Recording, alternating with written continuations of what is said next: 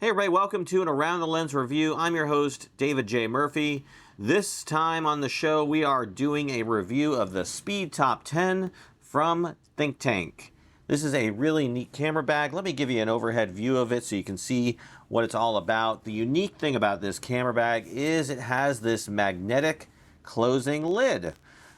So it's great for if you're trying to be quiet, if you're trying to get through an area without making too much noise.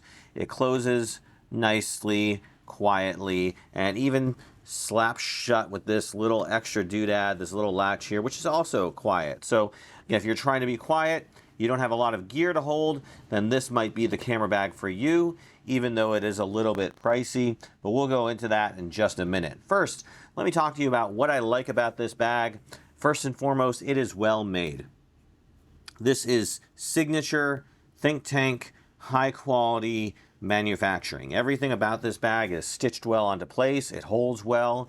It feels like it was manufactured with photojournalists, photographers, filmmakers in mind, and it's rugged. It is designed to last for a good long while, much like most of what thinkTANK produces. It has this nice Cordura fabric which surrounds the entire bag and has a degree of water resistance to it, but obviously it's not going to weather a torrential downpour, and that's why you're included with the bag a little rain cover. So let's talk about this rain cover for a minute. Perfectly adequate rain cover. It covers the bag, no issues. It protects it from almost all water, so definitely you're able to take that out and feel confident your gear is going to be secured when it is around the bag. I will say though, the way that you carry the rain cover is a little bit, how do you say, up to you. You can carry it inside the bag. That's where it comes in when you get it. You can probably put one of these little side pouches, right? That's a potential option for it. Or you can use this little Velcro patch here and adhere it to this little pull latch. Okay, so this little pull strap here can also hold it. Now I will say, of note, that the pull area here, where you can put it on, it does hold on pretty tight. I was surprised by how well this Velcro holds on to the bag. Here, I'll give it a couple tugs, but I could see if this were to get snagged on something, because it's just, again, it'd be dangling out, it could potentially pull off, right? So just something to be thinking about. Either you're going to use some of your little, very minimal space inside the bag for holding this, or you're going to have to put it on to the side or just exclude it altogether. Now I say not to exclude it because ultimately you never know where you might be and you might actually need to utilize it. You know, you might be out and about, especially if you're on a hike.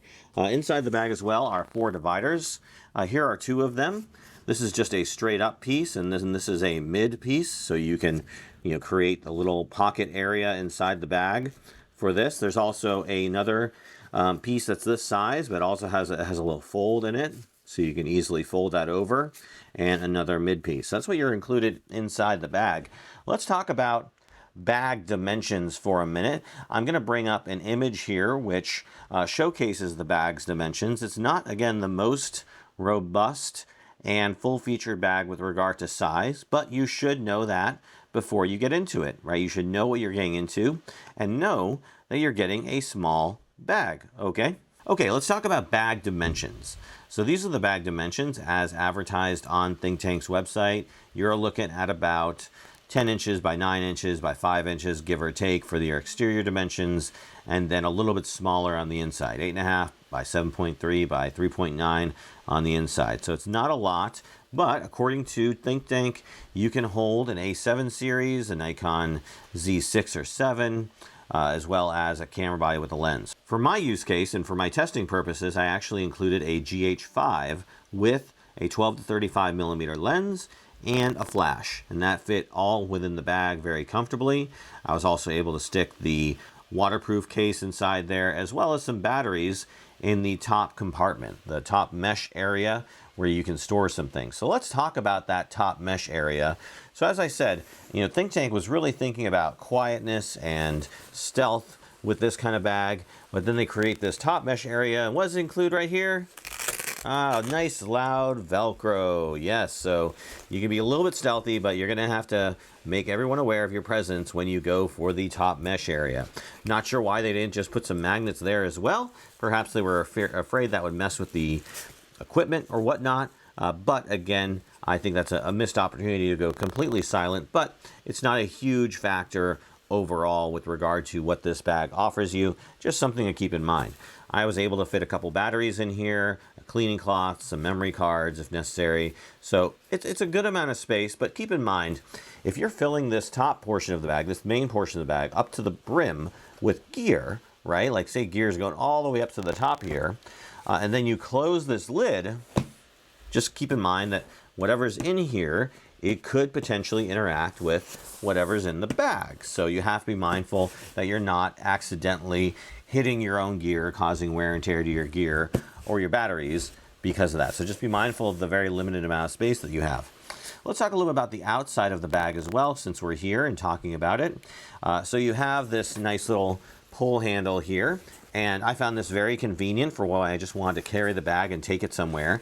And I felt so confident in the magnets that I didn't even use this extra latch to get into the bag to make sure it was nice and secure. I actually just grabbed it with this pull handle. And I'll be honest, when I saw the video that thinkTANK provides that talks about the strength of this bag and the strength of the magnet, I was literally floored by just how well it holds on. So I had to test it myself.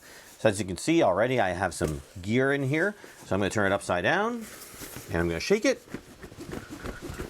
And I'm really surprised. It holds on really well. So I don't know if they're using rare earth magnets or they're using regular magnets, but whatever magnets they're using hold on very well. So you can trust that, you know, for the most part. I wouldn't, don't necessarily put your most expensive gear here and test it over cement and think and whatnot. But again, you should be relatively safe and hoping that it'll generally hold onto itself and latch on a lot more than, like, for instance, I use most of the shoulder type bags. I'll just slap the cover on without even latching it.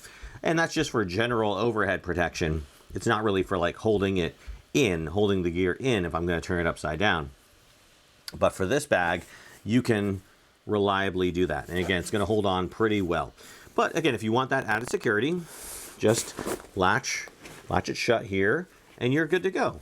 What else is on the outside of the bag? Well, we've got two little side pouches here, which you can put anything you want in there. They fit water bottles very well. So that's what I was using it primarily for, but you know, you could probably stick a small lens in here. You could stick, here's a flash, stick a flash in there. You know, you can use these side pouches to hold quite a bit of stuff. Anything that's pretty compact should generally fit inside of there. And of course, as I'm doing it for this, there we go, perfect. So again, these are great, and they have these little straps here, which you can tighten or loosen depending on what you want to put in there, how easily or more difficultly you want to get that out of there. So again, things to think about, ways to use and maximize and optimize the space around the bag. Like I said, there's this pull handle here for when you're trying to just grab it quickly and take it out of a space. And you have the pull handle back here. And then of course you have the actual shoulder strap, which you can wear crossbody, which is how they recommend it. Or you can tighten it up and make it a one shoulder strap, whatever you're comfortable with wearing. I like this little thing here. It actually like springs shut, which is nice. So you pull it and you do whatever adjustment you need to do. And then you just let it down and the teeth lock in. And it's nice and secure in there. Another cool feature about this bag is that it actually has a space where you can stick the modular belt into this space behind the bag. I did a little bit of testing with this, and let's go ahead and look at what it looks like when you actually put the strap on the bag. Okay, so let's talk about how the modular belt system fits in with this camera bag. As you can see here, this is what it looks like. I tried it out, and it was actually pretty comfortable. I wouldn't myself use this system too much, but I did like having it like this and having the option where I could put this on, maybe put my various other accessories on it, and then utilize it for a photo shoot or something like that. I could definitely see it coming in handy, and I'm glad that thinkTANK is thinking about these potential use case scenarios. So what else can you get and do with the bag? Well, let's go ahead and look inside the bag, and I can show you a little bit more about that. Like I said, you've got this top pouch here. You've got the magnetic holding lid. You've got a nice bit of space. As you can see here, I've decided to use this for my drone kit. So I've got a battery charger, I've got a remote control for the drone, and then of course I've got the drone underneath it that is taking up a good amount of space, but you can fit it in there, right? Again, you fit quite a few things in here if you're willing to be a little bit creative. But for instance, the way I would use this is that I would take this camera bag along with my larger camera bag, maybe my travel camera bag that I would use for going to the airport, my airport traveler, load that up with the majority of my gear, and then have this bag with me for like my day excursions or whatnot, where it's like, okay, all I want to do today is get some drone footage, so I'm going to throw my drone in there and call it a day, right? Because again, it is very limited. I wouldn't recommend this for your die-hard working photojournalists, or perhaps your wedding photographers who are trying to, again, capture the entire event, because you can only really carry basically the camera body with a lens on it and maybe an additional lens or a flash. If you would want a larger camera bag, they do have the SpeedTop 15, which does have a bit more in terms of capability and size. You can actually store a whole other lens as well as a flash, so 2 lenses, a camera body with a lens on it. So it's a bit more versatile in terms of what it can carry. And let me show you what that looks like right now. So this is the SpeedTop 15. Now the price difference between these two bags is one is $149.75, the other one is $129.75. So if that other $20 is worth it for you to have that additional size, this is an option for you. Now again, I think this is a great camera bag for what it is. I think it's very well built. I think it does a lot of great things, and I love the innovation that's being put in play here. Is it worth the additional cost over similar size camera bags with similar functionality, being that, again, it can hold your camera gear? You have to make that call, but know that at $130, this camera bag is far more expensive than its peers in the same size category.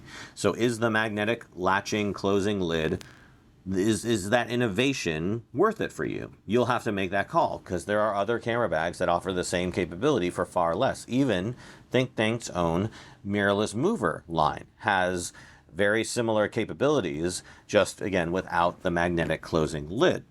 But you have to determine if that is what you want, right? And again, if that's worth it for you, because beyond obviously going with bags that don't have the magnetic closing lid, you can find even cheaper bags that are even more or less expensive, that are being sold by lesser known brands on various vendors such as Amazon, that have the same basic functionality but won't have, again, like I said, the magnetic closing lid.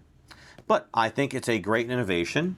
I'm really happy for what thinkTANK has done here. I think it's great that they're pushing forward, they're innovating, and I really hope to see some of this technology in other bags that they make. So whether that be expanding on the SpeedTop line and making perhaps larger variants of it, or integrating magnetic closure capability on some of their other bags, like I said, like their mirrorless movers line, or even integrating it on brand new bags. I mean, I think there's a lot of potential here with the magnetic closure capability. And again, I'm excited to see it. It was fun to use this wet bag. It was fun to just be able to, have the bag open and then hit it and it closes and it's secure shut for the most part. And I felt very comfortable using it, carrying it around. And again, I highly recommend it if this is what you're looking for in terms of a small size camera bag and you don't mind the premium that you have to pay. Again, the quality of the bag justifies the cost, but it is going to cost more. So that has been my review of the SpeedTop 10. I hope you've enjoyed it. Please like, comment, subscribe, follow, do all that great stuff. We have a lot more content coming up at Around the Lens in the coming weeks and months, so I hope you'll stay tuned to the channel, subscribe, ring the bell, and again, come back for more great content from us. All right, well, that's it from now. I'm David J. Murphy. This has been Around the Lens, and I'm out of here.